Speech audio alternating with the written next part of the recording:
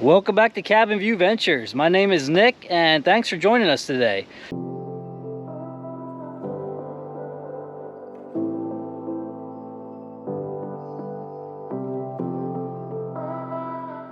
So I am actually working on a little clearing project for the log yard. I have a road that I'm widening by a couple feet just to give me some more space so I can stack and dry some firewood. And I have like a lower yard, I'm calling it, where I have a lot of my equipment right now that I'm trying to clean up and give me a little more space down there to store some firewood poles. So in the midst of this project, and you're going to see all that coming up really soon on the video, I am clearing a little bit up top along the road here. I've got a couple little bushes that I'm taking out, and I am using my Dewalt electric pole saw. And I've had this thing for about a year, and I really don't like it. It does not fit what I need out here. So this is what I'm doing today. I want to give you guys a review of this product, and I think this is going to go for a lot of these electric pole saws. So these are probably good if you have, if you don't have a rural property or you're doing some very, very light cutting with this thing, but it just cannot handle much. I don't think it has enough torque, and it gets jammed up on almost anything that I try to cut. So I actually don't use it a whole lot. And these things weren't cheap. So this is, let me give you a little close-up of this. So the brushless 20-volt Max. I forget what size. I think that's a 10-inch, maybe 8 or 10-inch bar on there. There's the oil reservoir up top. So that's all you do is, let me flip this thing around. So you can see it's the XR. You just put some bar oil in there. You put the battery on the back. Oh, there you go, 8-inch. So it's got the 8-inch bar on it. It's the XR model. So this is like the best electric pole saw DeWalt has. And I have a ton of DeWalt tools. I love all of them. But this thing is just really not meant for, I don't know, cutting stuff. It's just does not have enough power to it. So I have the big 8 amp hour battery, and it is, if I can flip this around, it is fully charged. I got all 3 bars, so I'm not low on juice in the battery. It has another extension, so it's actually in 3 pieces. So you've got the main power unit where the battery attaches. You've got the end with the bar and the chain on it, and then there's a middle piece that you can put in. So you can actually make this thing pretty long to give you a good reach. And then what I'm doing up here, it's a muddy mess today. We got about 2 inches of rain yesterday.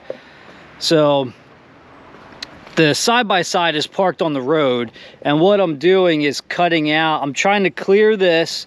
I have a couple little bushes up in here. I actually took a big pile down already, but I'm trying to clear this back about 3 or 4 feet just to widen this road a little bit on this side, because on this side, I am going to put in a 6-foot pad from that shed all the way up to this shed, which is going to be about 30 some feet, so I can stack firewood up here and dry it.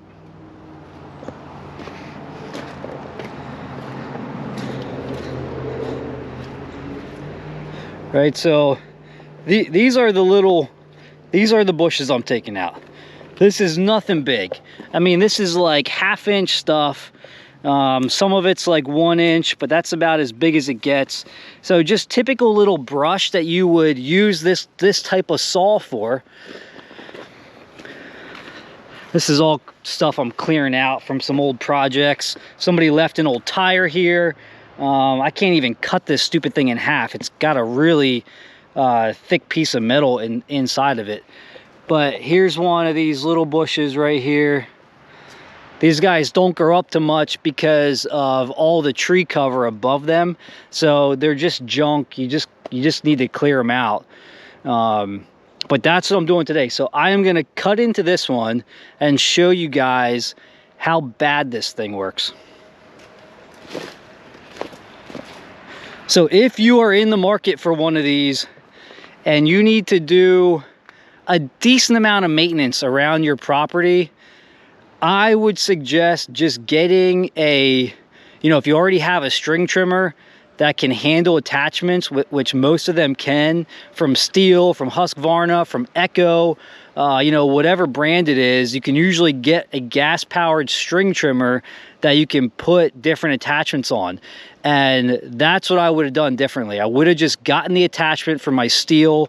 I have a 91R string trimmer, and they make a nice, I think you can get them in like 10, 12, and maybe even a little bit longer bar for that thing. I should have done that. So I've never really used this thing with the super long extension on it. This is about the bulk of what I need with just those two pieces right there. So that gas power would have been a whole lot nicer for this type of stuff. But let's get into it. All right, guys, I don't know if you can hear me or not. I have the camera mounted up on my head because I want to give you a good view of this, but just try to listen. You'll hear how this thing jams up as I'm cutting into it. Right there was the first one.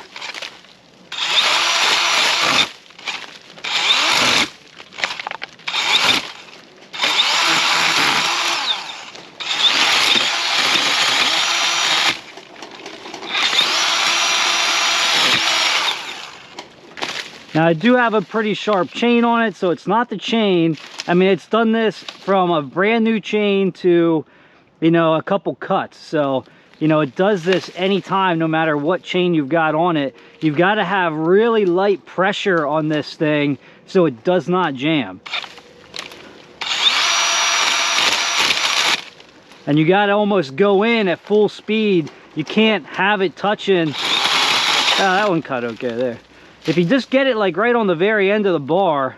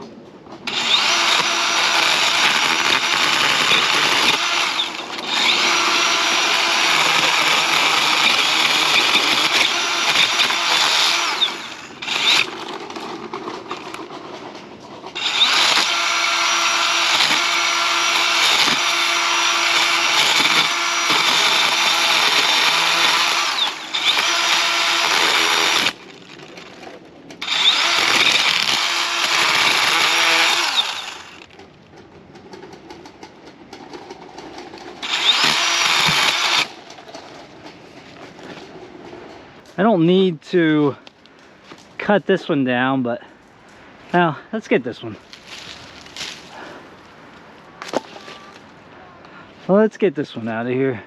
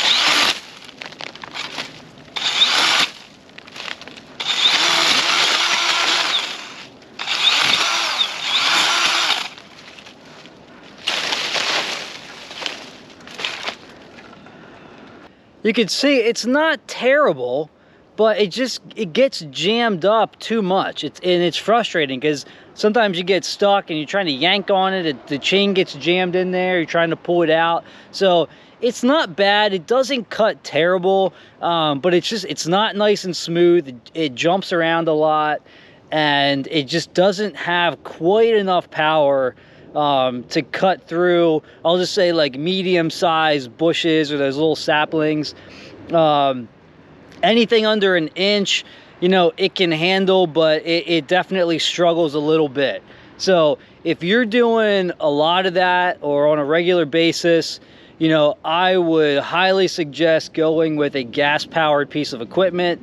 You know, at least this one from Dewalt. I haven't tried any of the other ones, but I mean, this thing, you know, it's Dewalt's top of the line pole saw. So, you know, you would think it would work pretty well, but it just needs a little more torque to it to get through that stuff.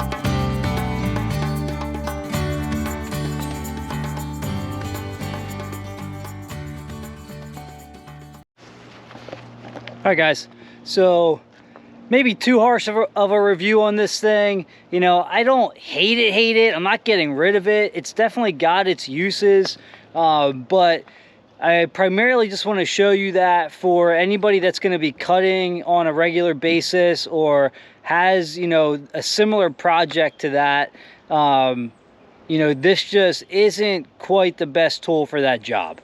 You know, it's definitely going to have its uses. You know, it's handy to have, you know, some battery powered stuff that you can just grab for a, you know, a quick little cut on something. I don't like doing bad reviews on products, so, you know, I like I said, I'm not getting rid of this thing. It's got its uses, but that's not one of them right there. So that's something that I would rather have a gas powered pole saw that can just rip through that stuff a lot easier and not get hung up or jammed up so much. So all right, that's gonna wrap up this video. Hopefully it dries out here soon so I can get all this dirt moved and this road project and log yard project done. So keep an eye out for that one. You know, thanks for joining in today. Please subscribe, hit that like button. If you have any questions or comments, let me know, and I will see you guys on the next one.